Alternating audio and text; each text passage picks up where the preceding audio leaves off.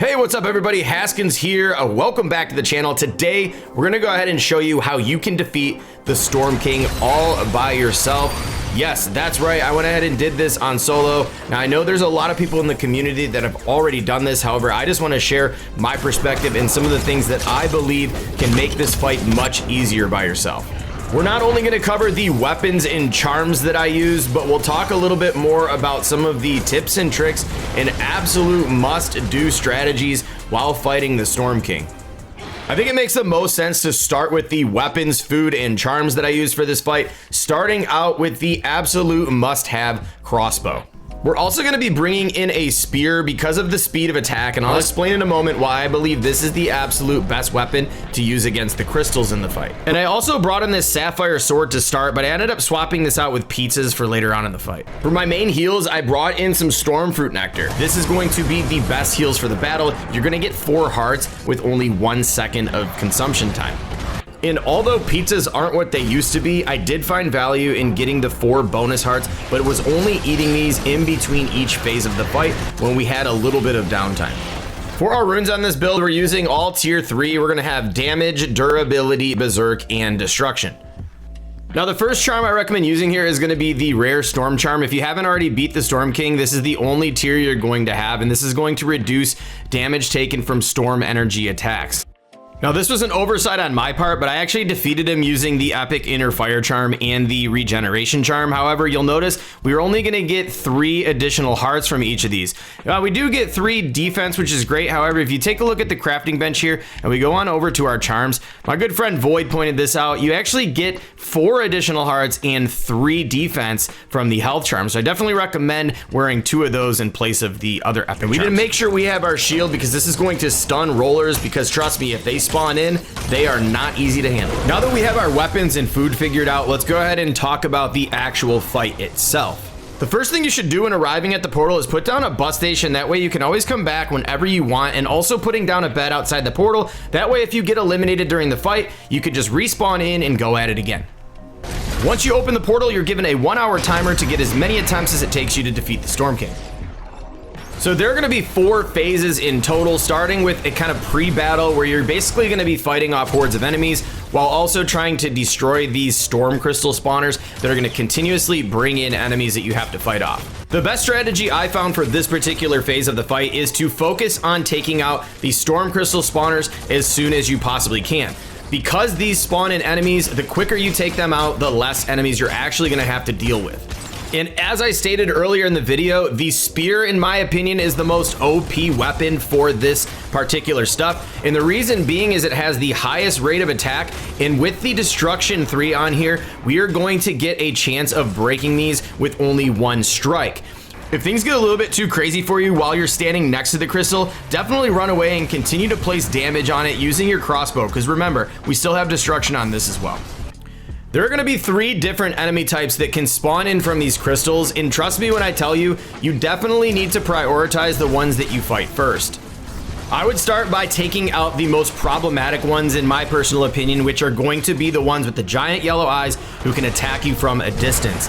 Not only do they stun you on some of the attacks, but the others are absolutely devastating, and when paired with another attack from the Storm King, can completely end the fight in a matter of seconds.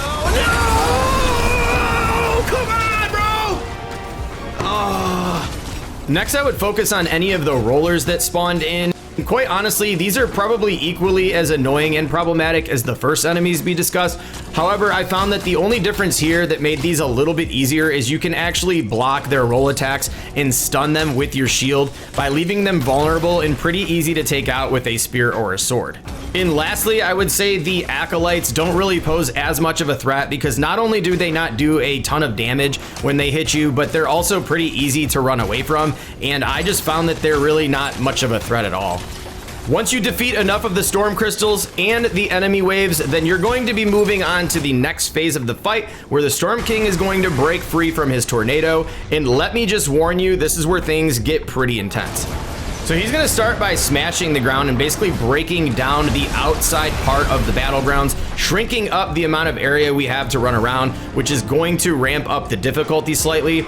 But just like the first phase of this fight, he is going to spawn in some brand new storm crystals, which will bring in more enemies. Just like we did the first time, we need to take these out as soon as we can using our spear and crossbow.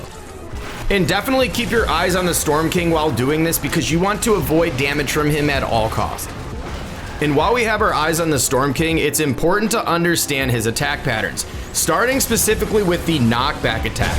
I'm going to show you here a visual cue that you can keep an eye out for. Once you see this, stay away from the edge of the map, because he can actually knock you off the edge, causing additional damage. And as you're flying in, depending on how late in the fight you are, you can actually take damage from some falling rocks, including some of the other enemies that hit you from a distance. He also has this melee attack that when you get close enough, it'll actually bait him into smashing his arm into the ground, which can actually be used to your advantage, because I found that it makes hitting the crystals a little bit easier. In this next attack, he actually throws a rock at you. It's pretty easy to see and does minimal damage. However, it can stun you for a slight second, and if you've got a bunch of enemies around you, it can actually add up and be pretty devastating. If there are any attacks that you need to avoid like 100%, it's this next one, and I call it the Mega Blast. This thing can hit you for about 6 1/4 hearts. It does do a little bit of a knockback, at least from what my experience was, but if you get hit by this and there's other enemies ganging up on you at the same time, it's pretty much a wrap. Now, I found that for all of these attacks, the best thing to do is just pretty much run the perimeter of the island you're fighting on, and anytime something comes near you or you can sense that he's attacking, just definitely dodge roll out of the way to avoid taking any damage. And speaking of damage, this might be an obvious one here, but anytime I took any more than, say, maybe 2 or 3 hearts of damage, I would guzzle down the Storm Fruit Nectar, because you just want to make sure you have full hearts as much as you possibly can, because once you get compounded attack damage from multiple enemies at once, and if the Storm King gets a hold of you, it is pretty much a wrap. Once you defeat all of these storm crystals and wave of enemies that he threw at you, it is now time to focus the yellow crystals on the Storm King's body. At this point, it's time to switch on over to our crossbow and attack those yellow crystals from a distance.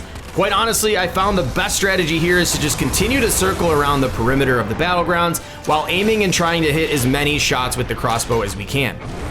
And just like the storm crystals we took out that were spawning in enemies, the Storm King's yellow crystals on his body are also susceptible to destruction, so using our crossbow with the destruction on it is going to make it so much easier to get through these phases of the fight, because you could potentially break them with only one shot.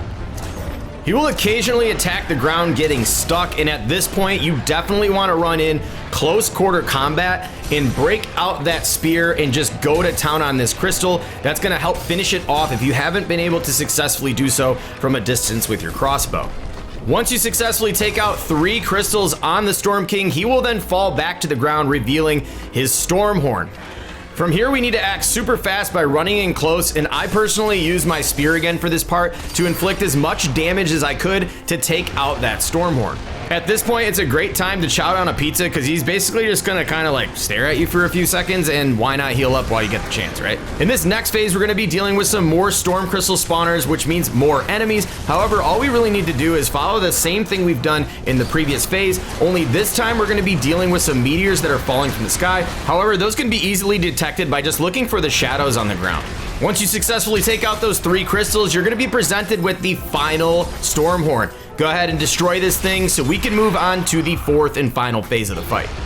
Now it's really time to dance and get real close with the Storm King, because he's about to blast off some more of this battleground, and it is going to become real tight in here.